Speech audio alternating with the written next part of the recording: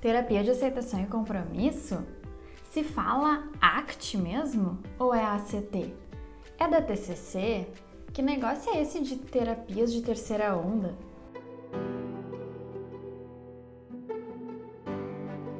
Oi pessoal! No vídeo de hoje eu vou conversar com vocês sobre o que é essa tal de terapia de aceitação e compromisso, abordagem com a qual eu trabalho. Sim, gente, se fala ACT mesmo. ACT foi uma sigla que trouxeram então para o português, que se refere à terapia de aceitação e compromisso, só que combinou muito bem com a palavra ACT em inglês, que significa agir. E agir tem tudo a ver com a proposta dessa abordagem que a gente vai conversar hoje. A ACT, ela faz parte das terapias comportamentais contextuais, mas também é conhecida por fazer parte dessas terapias cognitivo-comportamentais de terceira onda ou terceira geração. Essa abordagem não vem da mesma lógica ou do mesmo guarda-chuva do que o que a gente chama da TCC, a terapia cognitivo-comportamental mais clássica ali de Beck. A ACT, ela vai trazer um outro entendimento a respeito de como a gente lida então com as nossas cognições, com os nossos pensamentos. Mas por que então terceira geração, terceira onda? A ACT, ela vai romper com essa lógica cognitivista que está mais relacionada com a terapia cognitivo-comportamental tradicional de Beck.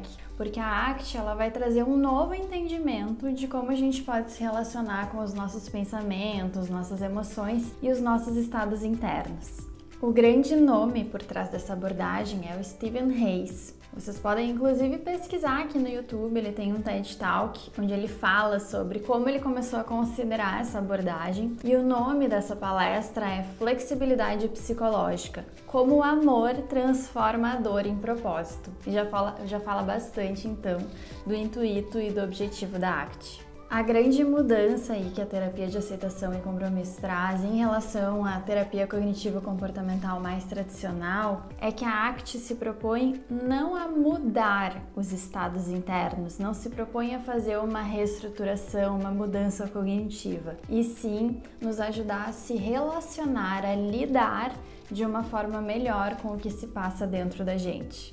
Então se entende que os estados internos não são os vilões, não são os responsáveis pelo sofrimento humano, e sim o que a gente faz na presença deles. Então o objetivo da ACT é desenvolver mais flexibilidade psicológica, tanto para a gente desenvolver mais consciência, mais clareza a respeito do que se passa com a gente, tanto mais clareza em relação a como a gente pode reagir a isso de uma forma conectada com nossos valores e que vá nos direcionar a uma vida significativa. Então, como a gente já viu aqui nesse canal, no nosso vídeo sobre aceitação, não existe um botão que a gente aperta para parar de sentir, para parar de pensar. Então, já que a gente não pode se livrar dos nossos medos, por exemplo, por que não aprender a conviver de uma forma mais harmoniosa com eles? A terapia de aceitação e compromisso, bem como todas as abordagens das terapias comportamentais contextuais, vão entender que o sofrimento humano, ele vem justamente dessas nossas tentativas de tentar controlar e eliminar aquilo que a gente sente e pensa. Então a gente sofre não porque a gente sente e pensa coisas difíceis, mas sim porque a gente está constantemente lutando contra isso e restringindo a nossa vida na tentativa de não sentir essas experiências. Então é como se a gente desenvolvesse certo medo do medo. E não é à toa que os nossos pacientes, clientes, eles nos procuram muito tentando não sentir. Eu não quero sentir ansiedade, eu não quero sentir medo, eu não quero sentir insegurança. Mas possivelmente é esse ciclo vicioso de fugir do que sente que afasta a pessoa do tipo de vida que ela deseja viver. E é por esse entendimento, então, que o foco dessa terapia também traz uma inovação. O foco não é reduzir e eliminar sintomas, e sim entender o que a pessoa faz na presença desses sintomas. Eu vou dar um exemplo aqui para vocês do porquê o sentir acaba não sendo o problema principal, e sim o agir, as ações diante desse sentir. A ACT, ela parte do pressuposto do contextualismo funcional. Ou seja, todos os comportamentos, e aqui se entende que o pensar, o sentir também são comportamentos, só que comportamentos privados, tudo isso está relacionado a um contexto. Ou seja, os nossos pensamentos, as nossas emoções, eles não surgem do nada, eles são provocados pela nossa interação com o nosso ambiente. Então, como a gente já viu aqui no canal também, nós seres humanos, nós somos projetados para sobreviver. Então, tudo que a gente sente e pensa também tem essa função de nos proteger. Vamos imaginar que a gente recebe um paciente que apresenta muita ansiedade para se relacionar amorosamente. Será que a vilã é a ansiedade? Será que o nosso objetivo vai ser, então, eliminar a ansiedade e os pensamentos relacionados a ela? Dentro da ACT, não. A gente vai entender que todo comportamento, inclusive o sentir ansiedade, tem certa função. Ou seja, a gente vai parar para tentar investigar por que essa ansiedade está aparecendo dentro desse contexto. O que existe no ambiente dessa pessoa que está evocando essas sensações de ansiedade e está provocando essas reações de fuga? Aonde ela aprendeu isso dentro da sua história de vida? Então, ao invés de olhar apenas para a ansiedade, a gente volta para entender qual é a função da ansiedade e do comportamento que essa pessoa está tendo dentro dessas situações que despertam essa sensação de ansiedade. Por isso que uma postura de curiosidade nessas horas é muito importante. A gente vai se questionar, por que será que essa pessoa sente e pensa isso nesses momentos? Em que momentos da história de vida dela ela aprendeu a reagir dessa forma?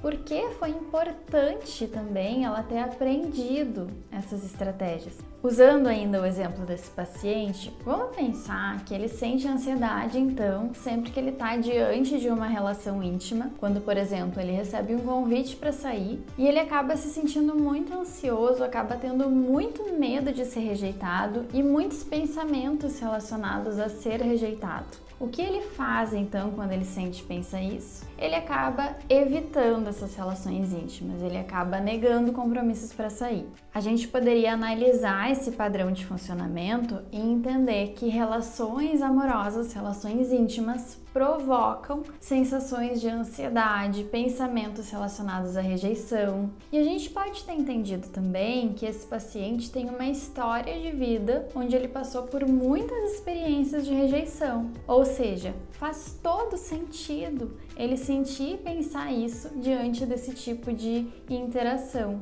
A gente entende que é como se a mente dele estivesse protegendo ele de possíveis futuras rejeições, assim como ele já passou possivelmente na sua história de vida. Então, olhando para o histórico dele, o que ele aprendeu a fazer diante de cenários de rejeição? Fugir.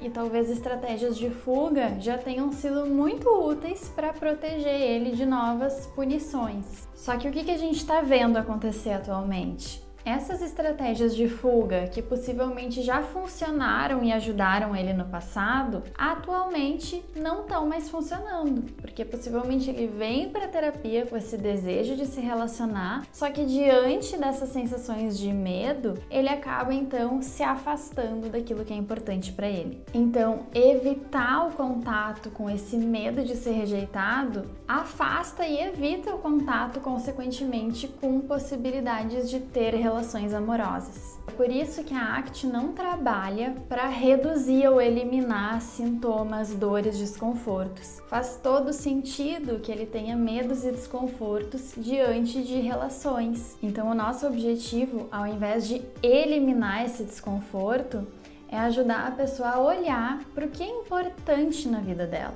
o que dá significado para a vida dela, o que aproxima essa pessoa do tipo de vida que vale a pena para ela viver.